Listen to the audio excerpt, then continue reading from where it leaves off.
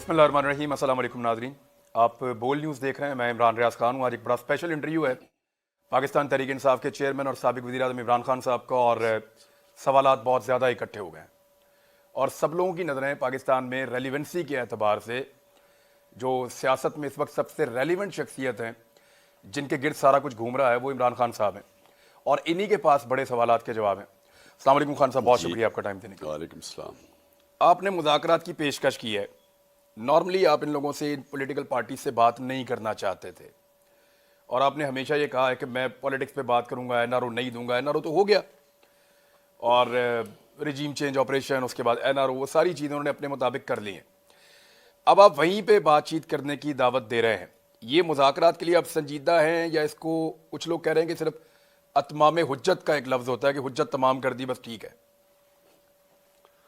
دیکھیں عمران, ان لوگوں سے میری کیا بات چیت ہو سکتی ہے؟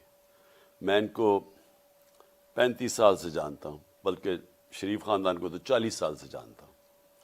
تو ان کا تو جو مقاصد ہیں پولیٹکس میں, اور یہ جو سارا واردات کرتے ہیں, باہر سے آتے ہیں یا ملک کے اندر ملک کو خون چوستے ہیں اور پھر پیسہ باہر لے جاتے ہیں.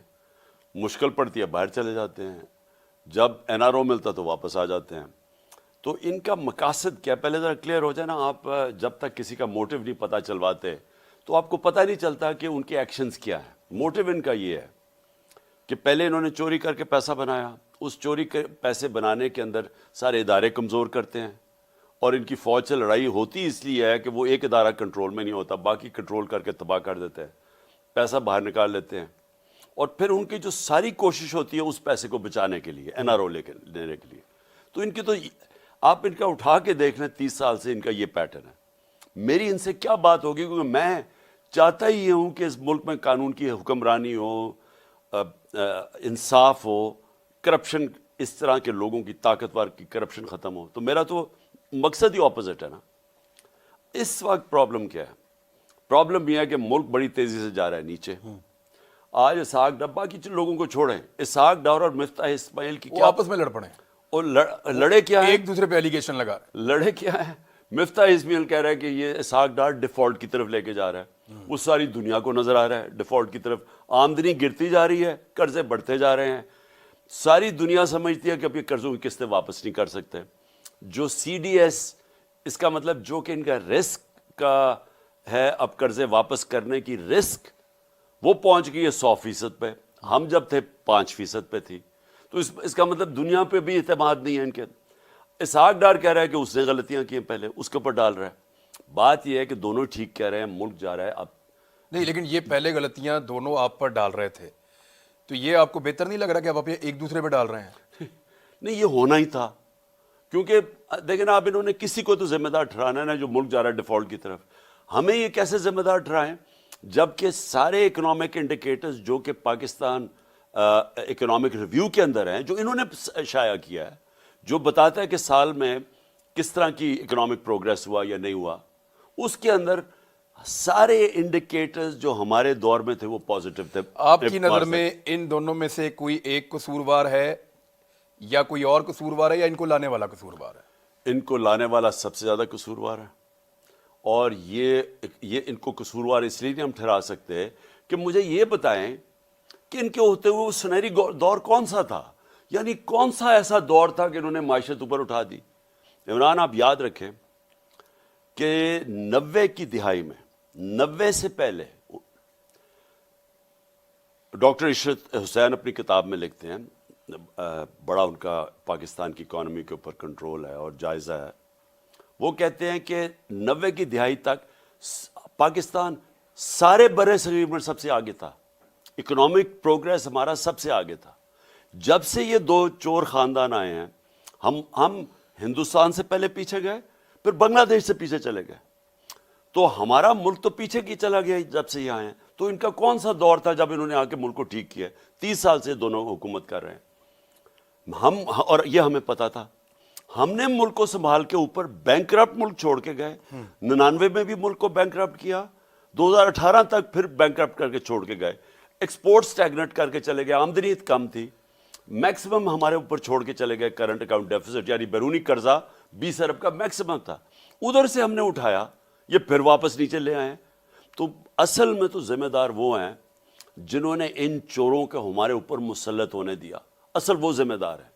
اور یہ وہ لوگ ہیں جنہوں نے وہی کیا جو یہ ہمیشہ کرنا تھا. انہوں نے اٹھا کے یہاں سے اپنے سارے قرضے معاف کروا لیے, چوری پہ پوری طرح لگ گئے ہیں سارے. پھر سے ملک نیچے جا رہا ہے, مقروض ہوتا جا رہا ہے, اور انہوں نے باہر بھاگنا ہے. اس کے بعد یہ ملک چھوڑ کے باہر بھاگیں گے. میں نے جو پیشکش کی تھی مذاکرات کی, وہ صرف یہ کہ ہم نے تو اب الیکشن کروانے ہیں اپنے 2 صوبوں میں, اسمبلیاں ڈیزالو کر. سر ایک سیکنڈ یہاں رک جائیں ذرا, کیونکہ آپ ایک اور جگہ پہ معاملے کو لے گئے تھے کہ ان کو لانے والے قصوروار ہیں, وہ ان کو لے کر آئے. نجم سیٹھی نے کہا ہے کہ جنرل باجوہ نے تحریک عدم اعتماد کا ماحول بنا کر پی ایم ایل این کو دیا, اور وہ مختلف چیزیں کہہ رہے ہیں کہ آدھی رات کو عدالتیں بھی جنرل باجوہ نے اس لیے کھولیں کہ عمران خان صاحب آرمی چیف کو سیک کر سکتے تھے.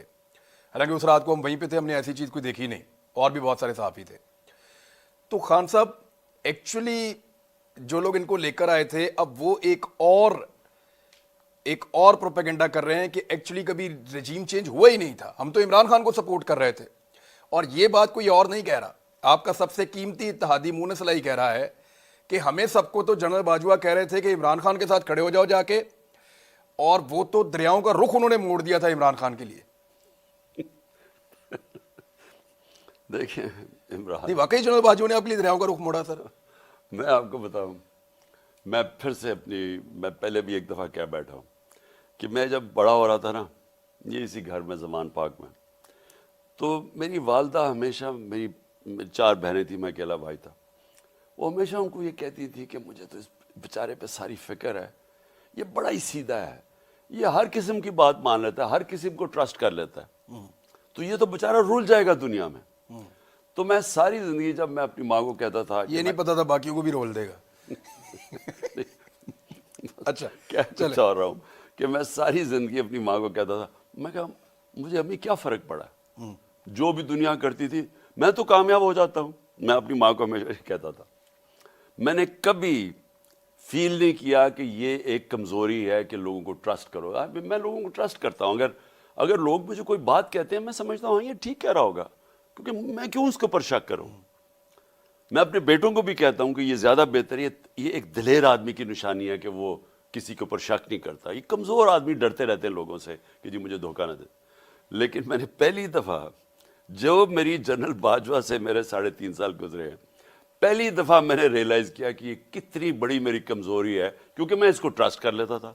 جو جنرل باجوہ کہتا تھا میں کہا ہاں ہم دونوں ملک کے لیے ہیں, اسٹیبلشمنٹ ہے, فوج ہے, ہمارے انٹرسٹ ایک ہی ہے کہ ملک کو بچانا ہے. مجھے یہ پتہ ہی نہیں تھا کہ کس طرح میرے سے دھوکے دیے گئے, جھوٹ بولے گئے. یعنی ہم آخری دنوں میں بھی جب ہمیں پتہ تھا کہ یہ سازش چل رہی ہے, مجھے آئی بی کی رپورٹ آ رہی تھی کہ گیم چل رہی ہے. اب آئی بی والا سٹیٹمنٹ دے گا میں نے کوئی رپورٹ نہیں دی تھی, اس سے بھی نکلوا لیں گے تھوڑے دنوں میں. وہ کیا بیچارے نکالیں گے, وہ بیچارہ وہ بھی مجھے ڈر ڈر کے کہتا تھا, چیزیں بتانی شروع کر گیا. مجھے وہ رائٹنگ میں نہیں دیتا تھا, مجھے خود آ کے بتاتا تھا کہ پتہ نہ چل جائے. تو وہ جب ہمیں پتہ چل گیا کہ پوری گیم ہوئی ہے, نواز شریف سے ان کی بات چیت چل رہی ہے, انہوں نے پلان بنا لیا ہے, خاص طور پہ جب فیض کو جب ہٹایا تو اس کے بعد ان کی گیم تو چل پڑی تھی. تو مجھے تو پتہ تھا. میں جب جنرل باجوہ سے پوچھوں, ہو ہی نہیں سکتا, ہم تو کنٹینیوٹی چاہتے ہیں,